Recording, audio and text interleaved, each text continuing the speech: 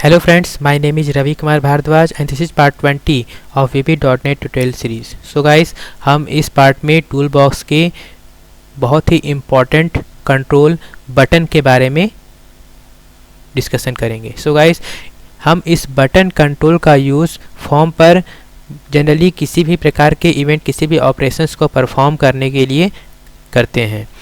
So button हमेशा click event के ऊपर वर्क करता है.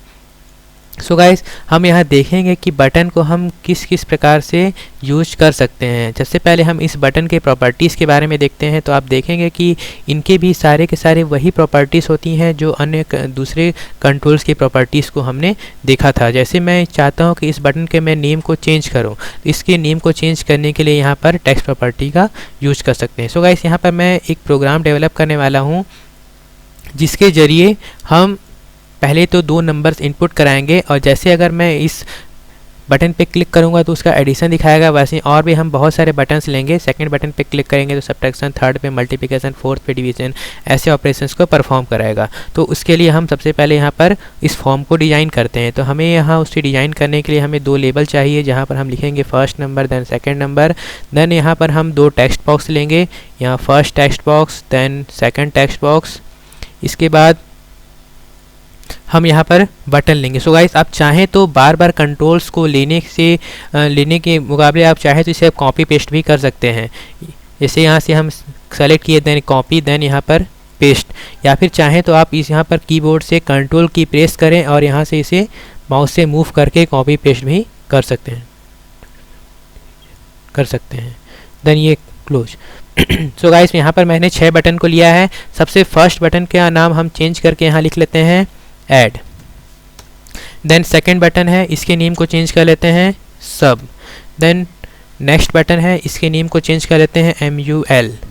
देन नेक्स्ट बटन है, इसके नेम को चेंज करके DIV. देन इसके बटन को क्लोज करके हम लिख लेते हैं क्लोज. इस बटन को हम क्लोज कर लेते हैं, इसकी हमें ज़रूरत नहीं है. देन यहाँ पर लेबल 1 के टेक्स्ट को हम चेंज कर लेते हैं enter first number, enter first number. Then enter. यहाँ पर हम लिख लेते हैं इंटर सेकेंड नंबर.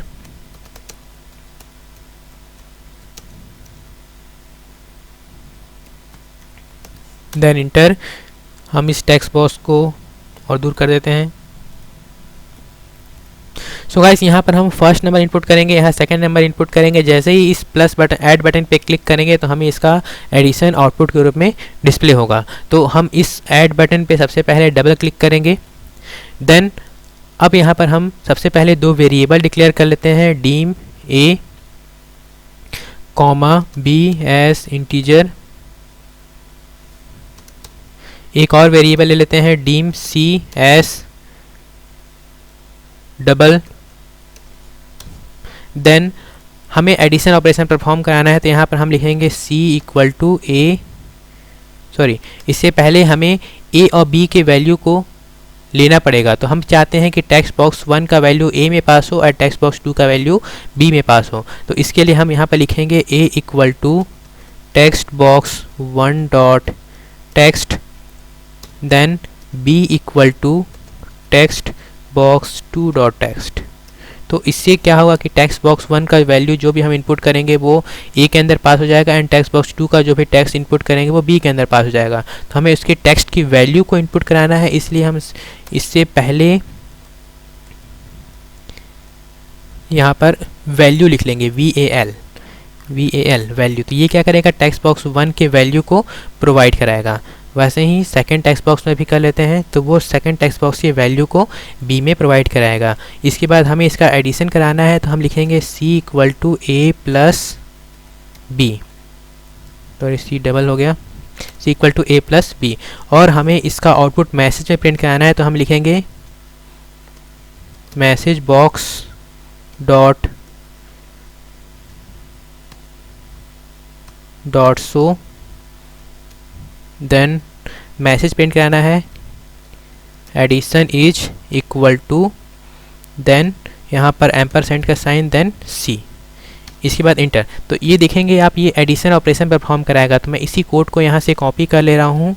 देन हम वापस डिजाइन में जाएंगे, देन सब बटन पे डबल क्लिक करेंगे, इसी कोड को पेस्ट कर देते हैं। यहाँ पर हम साइन चेंज कर देंगे और यहाँ पर लिख देंगे सब्ट्रैक्शन।